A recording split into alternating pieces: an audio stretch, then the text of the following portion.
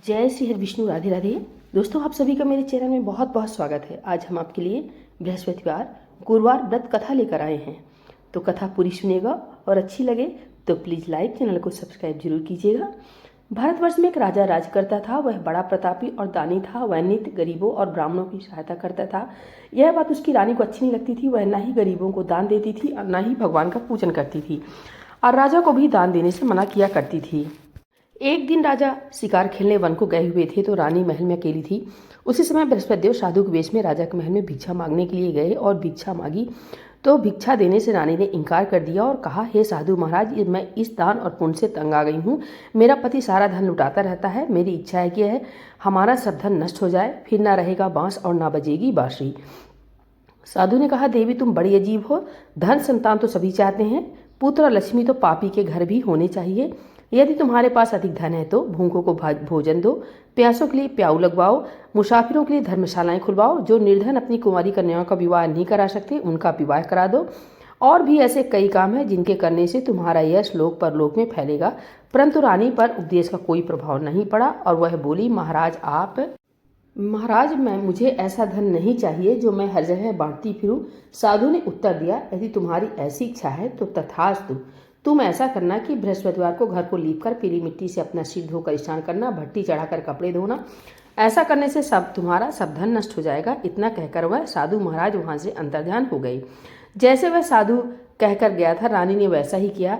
3 बृहस्पतिवार ही बीते थे कि उनका समस्त धन नष्ट हो गया और भोजन के लिए दोनों समय तरसने लगे, सांसारिक भोगों से दुखी रहने लगे। तब वह राजा रानी से कहने लगा कि तुम यहाँ रहो, मैं दूसरे देश को जाता हूँ, क्योंकि यहाँ पर मुझे सभी जानते हैं, इसलिए कोई कार्य भी नहीं कर सकता। देश चोरी परदेश भीख बराबर है। ऐसा कहकर राजा परदेश चला गया। वहाँ जंगल को जाता और लकड़ी काट कर लाता और शहर में बेचता। इस तरह जीवन व्यतीत करने लगा। एक दिन दुखी होकर जंगल में एक पेड़ के नीचे निश्चित रूप से आसन जमाकर बैठ गया। वह अपनी दशा को याद करके व्याकुल होने लगा। बृहस्पतिवार का दिन था। एकाएक उसने देखा कि निर्जन वन में एक साधु प्रकट हुआ। वह साधु वेश में स्वयं बृहस्पतिवार देवता थे। लकड़हारे के सामने आकर बोले, हे लकड़हारे, तुम भी सुनसान जंगल में किस चिंता में बैठे हो? लकड़हारे ने दोनों हाथ जोड़कर प्रणाम किया और उत्तर दिया, महात्मा जी, आप सब कुछ जानने वाले हैं, मैं क्या कहूँ। यह कहकर रोने लगा और साधु को आत्मकथा सुनाई। महात्मा जी ने कहा, तुम्हारी स्त्री ने बृहस्पति के दिन वीर भगवान का निरादर किया है, जिसके कारण रुष्ट होकर तुम्हारी यह दशा कर दी। अब तुम चिंता मत करो, मेरे कहने पर चलो तो तुम्हारे सब कष्ट दूर हो जाएंगे और भगवान पहले से भी अधिक संपत्ति देंगे। तुम बृहस्पति के दिन पाठ किया करो। 2 पैसे के चने मुनक्के मंगवाकर उसका प्रसाद बनाओ और शुद्ध जल से लोटे में शक्कर मिलाकर अमृत तैयार करो। कथा के पश्चात अपने सारे परिवार और सुनने वाले प्रेमियों में अमृत व प्रसाद बांटकर आप भी प्रसाद ग्रहण करो। ऐसा करने से भगवान तुम्हारी सब कामनाएं पूरी करेंगे। साधु के ऐसे वचन सुनकर लकड़हारा बोला, हे प्रभु, मुझे लकड़ी बेचकर इतना पैसा नहीं मिलता जिससे भोजन करने के उपरांत कुछ बचा सकूं। मैंने रात्रि में अपनी स्त्री को व्याकुल देखा है। मेरे पास कुछ भी नहीं है जिससे उसकी खबर मंगा सकूं। साधु ने कहा, हे लकड़हारे, तुम किसी बात की चिंता मत करो। बृहस्पति के दिन तुम रोजाना की तरह लकड़ियां लेकर शहर को जाओ। तुमको रोज से दुगना धन प्राप्त होगा, जिससे तुम भली भांति भोजन कर लोगे तथा बृहस्पति देव की पूजा का सामान भी आ जाएगा। इतना कहकर राजा ने कहा, साधु महाराज, मुझे कथा भी नहीं आती, मैं कौन सी कथा कहूँगी। साधु महाराज ने कहा, प्राचीन काल में एक ब्राह्मण था। वह बहुत निर्धन था। उसके कोई संतान नहीं थी। उसकी स्त्री बहुत मलिनता के साथ रहती थी। वह स्नान नहीं करती थी और न ही किसी देवता का पूजन करती थी। इससे ब्राह्मण देवता बड़े दुखी थे। बेचारे बहुत कुछ कहते थे, किंतु उसका कोई परिणाम नहीं निकलता था। भगवान की कृपा से ब्राह्मण की स्त्री की कन्या रूपी रत्न पैदा हुआ। कन्या बड़ी होने पर प्रातः स्नान करके विष्णु भगवान का जाप हुआ, बृहस्पतिवार का व्रत करने लगी। अपने पूजन पाठ को समाप्त करके स्कूल जाती तो वह अपनी मुट्ठी में जौ भरकर ले जाती और पाठशाला के मार्ग में डालती जाती। तब ये जौ सड़क हो जाते और लौटते समय उनको बीनकर घर को ले आती थी। एक दिन वह बालिका सूप सोने के जौ को फटककर साफ कर रही थी कि उसकी पिता ने देख लिया और कहा, हे बेटी, सोने के जौ को फटकने के लिए सोने का सूप होना चाहिए। दूसरे दिन बृहस्पतिवार था। इस कन्या ने व्रत रखा और बृहस्पति देव से प्रार्थना करके कहा, मैंने आपकी पूजा सच्चे मन से की हो तो मेरे लिए सोने का सूप दे दो। बृहस्पति देव ने उसकी प्रार्थना स्वीकार कर ली। रोजाना वह कन्या जौ फैलाती हुई जाने लगी। जब लौटकर जौ बीन रही थी तो बृहस्पति देव की कृपा से सोने का सूप मिला। उसे वह घर ले आई और उसे जौ साफ करने लगी, परंतु उसकी माँ का वही ढंग रहा। एक दिन की बात है, कन्या सोने के सूप में जौ साफ कर रही थी कि उस समय उस शहर का राजपूत वहां होकर निकला। इस कन्या के रूप और कार्य को देखकर मोहित हो गया था तथा अपने घर आकर भोजन तथा जल त्याग कर उदास होकर लेट गया। राजा को जब इस बात का पता लगा तो अपने प्रधानमंत्री के साथ उसके पास गए और बोले, हे बेटा, तुम्हें किस बात का कष्ट है? किसी ने अपमान किया है अथवा और कोई कारण हो सो कहो, मैं वही कार्य करूंगा जिससे तुम्हें प्रसन्नता हो। अपने पिता की राजकुमार ने बातें सुनी तो वह बोला, मुझे आपकी कृपा से किसी बात का दुख नहीं है, किसी ने मेरा अपमान नहीं किया है, परंतु मैं उस लड़की से विवाह करना चाहता हूँ जो सोने के सूप में जौ साफ कर रही थी। यह सुनकर राजा आश्चर्य में पड़ा और बोला, हे बेटा, इस तरह की कन्या का पता तुम ही लगाओ, मैं उसके साथ तेरा विवाह अवश्य करवा दूंगा। राजकुमार ने उस लड़की के घर का पता बतलाया। तब मंत्री उस लड़की के घर गए और ब्राह्मण देवता को सभी हाल बतलाया। ब्राह्मण देवता राजकुमार के साथ विवाह अपनी कन्या का विवाह करने के लिए तैयार हो गए तथा विधि विधान के अनुसार ब्राह्मण की कन्या का विवाह राजकुमार के साथ हो गया। कन्या के घर से जाते ही पहले की भांति उस ब्राह्मण देवता के घर में गरीबी का निवास हो गया।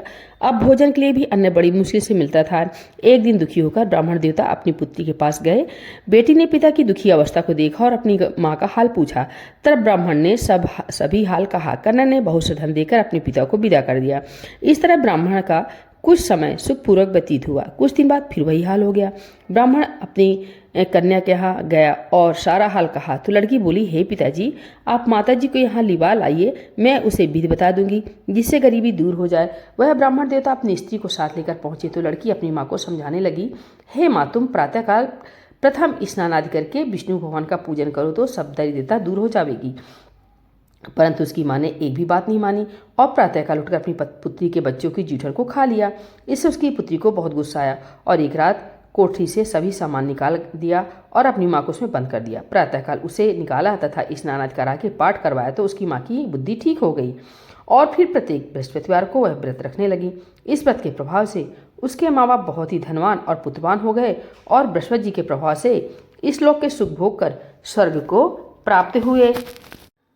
इतनी कथा कहकर साधु महाराज अंतर ध्यान हो गए। धीरे धीरे समय व्यतीत होने पर फिर वही बृहस्पतिवार का दिन आया। लकड़हारा जंगल से लकड़ी काटकर किसी शहर में बेचने गया। उसे उस दिन और दिन से अधिक रुपया मिला।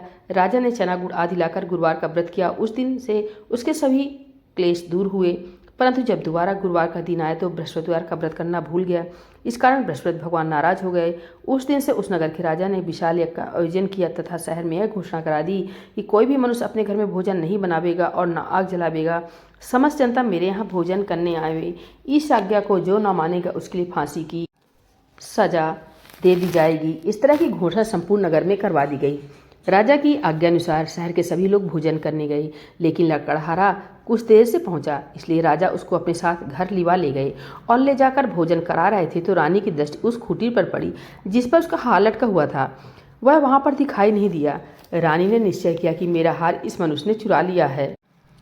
उसी समय पुलिस को बुलाकर उसको जेल खाने में डलवा दिया। जब लकड़हारा जेल खाने में पड़ गया और बहुत दुखी होकर विचार करने लगा कि न जाने कौन से पूर्व जन्म के कर्म से मेरे लिए दुख प्राप्त हुआ है और उसी साधु को याद करने लगा जो कि जंगल में मिला था। उसी समय तत्काल बृहस्पतिदेव साधु के रूप में प्रकट हो गए और उसकी दशा को देखकर कहने लगे, अरे मूर्ख, तुमने बृहस्पति देवता की कथा नहीं करी, इस कारण तुझे दुख प्राप्त हुआ है।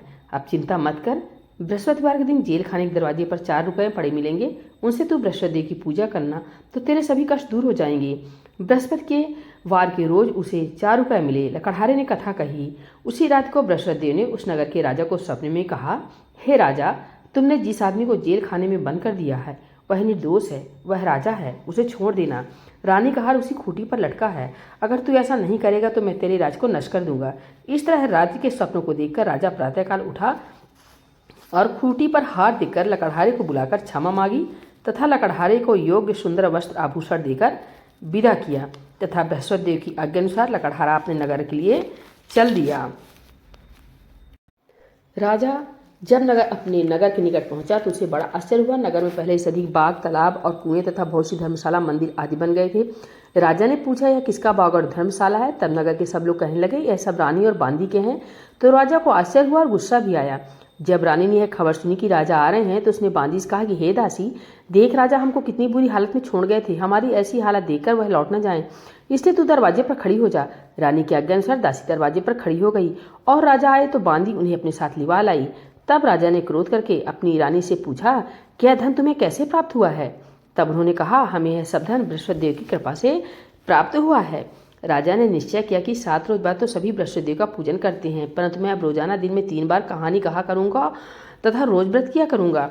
अब हर समय राजा के दुपट्टे में चने की दाल बंधी रहती तथा दिन में 3 बार कहानी कहता। एक रोज राजा ने विचार किया कि चलो अपनी बहन के यहाँ हो आवे। इस तरह निश्चय कर राजा घोड़े पर सवार हो अपनी बहन के यहाँ को चलने लगा। मार्ग में उसने देखा कुछ आदमी एक मुर्दे को लिए जा रहे हैं। उन्हें रोककर राजा कहने लगा, अरे भाइयों, मेरी बृहस्पति की कहानी सुन लो। वे बोले, लो, हमारा तो आदमी मर गया, इसको अपनी कथा की पड़ी है। परंतु कुछ आदमी बोले, अच्छा कहो, हम तुम्हारी कथा भी सुनेंगे। राजा ने दाल निकाली और जब कथा आदि हुई कि मुर्दा हिलने लग गया और जब कथा समाप्त हो गई तो राम राम करके वह मनुष्य उठकर खड़ा हो गया। आगे मार्ग में उसे एक किसान खेत में हल चलाता मिला। राजा ने उसे देखा और उससे बोला, अरे भैया, तुम मेरी बृहस्पतिवार की कथा सुन लो। किसान बोला, जब तक मैं तेरी कथा सुनूंगा तब तक 4 हरैया जोत लूंगा। जा अपनी कथा किसी और को सुनाना। इस तरह राजा आगे चलने लगा। राजा खटते ही बैल पछाड़ खाकर गिर गए तथा उसके पेट में बड़ी जोर का दर्द होने लगा। उस समय उसकी माँ रोटी लेकर आई। जब उसने देखा तो अपने पुत्र से सब हाल पूछा और बेटे ने सभी हाल कह दिया। तो बुढ़िया दौड़ी दौड़ी उस घुड़सवार के पास गई और उससे बोली, मैं तेरी कथा सुनूंगी, तू अपनी कथा मेरे खेत पर चलकर ही कहना। राजा ने बुढ़िया के खेत पर जाकर कथा कही, जिसके सुनते हुए वह बैल उठकर खड़े हो गए तथा किसान के पेट का दर्द भी बंद हो गया। राजा अपनी बहन के घर पहुंचा। बहन ने भाई की खूब मेहमानी की। दूसरे रोज प्रातःकाल राजा जागा तो वह देखने लगा कि सब लोग भोजन कर रहे हैं। राजा ने अपनी बहन से कहा कि ऐसा कोई मनुष्य है जिसने भोजन नहीं किया हो, मेरी बृहस्पतिवार की कथा सुन ले। बहन बोली, हे भैया, यह देश ऐसा ही है, पहले यहाँ लोग भोजन करते हैं, बाद में अन्य काम करते हैं। अगर कोई पड़ोस में हो तो देख आऊं। ऐसा कहकर वह देखने चली गई, परंतु उसे कोई ऐसा व्यक्ति नहीं मिला जिसने भोजन नहीं किया हो। अतः वह एक कुम्हार के घर गई, जिसका लड़का बीमार था। उसे मालूम है कि उनके यहाँ 3 रोज से किसी ने भोजन नहीं किया है। रानी ने अपने भाई की कथा सुनने के लिए कुम्हार से कहा। वह तैयार हो गया। राजा ने जाकर बृहस्पतिवार की कथा कही, जिसको सुनकर उस कुम्हार का लड़का ठीक हो गया। अब तो राजा की बहन के यहाँ प्रशंसा होने लगी। एक रोज राजा ने अपनी बहन से कहा कि हे बहन, हम अपने घर को जाएंगे, तुम भी तैयार हो जाओ। राजा की बहन ने अपनी सास से कहा। सास ने कहा, हाँ चली जाओ, परंतु अपने लड़कों को मत ले जाना, क्योंकि तेरे भाई की कोई औलाद नहीं है। बहन ने अपने भैया से कहा, हे भैया, मैं तो चलूंगी, परंतु कोई बालक नहीं जाएगा। राजा बोला, जब कोई बालक नहीं चलेगा तब तुम ही क्या करोगी। बड़े दुखी मन से राजा अपने नगर को लौट आया। राजा ने अपनी रानी से कहा, हम निर्वंशी राजा हैं, हमारा मुंह देखने का भी धर्म नहीं है और कुछ भोजन आदि नहीं किया। रानी बोली, हे प्रभु, बृहस्पति देव ने हमें सब कुछ दिया है, वे हमें औलाद अवश्य देंगे। उसी रात को बृहस्पति देव ने राजा से सपने में कहा, हे राजा, उठ, सभी सोच त्याग दे, तेरी रानी गर्भ से है। राजा की बात सुनकर बड़ी खुशी हुई। 9वें महीने में उसकी रानी के गर्भ से एक सुंदर पुत्र पैदा हुआ। तब राजा बोला, हे रानी, स्त्री बिना भोजन के रह सकती है, बिना कहे नहीं रह सकती। जब मेरी बहन आवे तो तुम उससे कुछ मत कहना। रानी ने सुनकर हाँ कर दिया। जब राजा की बहन ने शुभ समाचार सुना तो उसे वह बहुत खुश हुई तथा बधाई लेकर अपने भाई के यहाँ आई। तभी रानी ने कहा, घोड़ा चढ़कर तो नहीं आई, गधा चढ़ी आई। राजा की बहन बोली, भाभी, मैं इस प्रकार न कहती तो तुम्हें औलाद कैसे मिलती। बृहस्पति देव ऐसे ही हैं, जैसी जिनके मन में कामनाएं होती हैं सभी को यह पूर्ण करते हैं। जो सद्भावना पूर्वक बृहस्पतिवार का व्रत करता है एवं कथा पढ़ता है अथवा सुनता है और दूसरों को सुनाता है, बृहस्पति देव उसकी सभी मनोकामना पूर्ण करते हैं। भगवान बृहस्पति देव उसकी सदैव रक्षा करते हैं। संसार में सद्भावना से भगवान जी का पूजन व्रत सच्चे हृदय से करते हैं तो उनकी सभी मनोकामनाएं पूर्ण करते हैं। जैसी सच्ची भावना से रानी और राजा ने उनकी कथा का गुणगान किया तो उनकी सभी इच्छाएं बृहस्पति देव जी ने पूर्ण की थी। इसलिए पूर्ण कथा सुनने के बाद प्रसाद लेकर जाना चाहिए। हृदय से उनका मनन करते हुए जयकारा बोलना चाहिए। बोले बृहस्पति देव भगवान की जय, विष्णु भगवान की जय।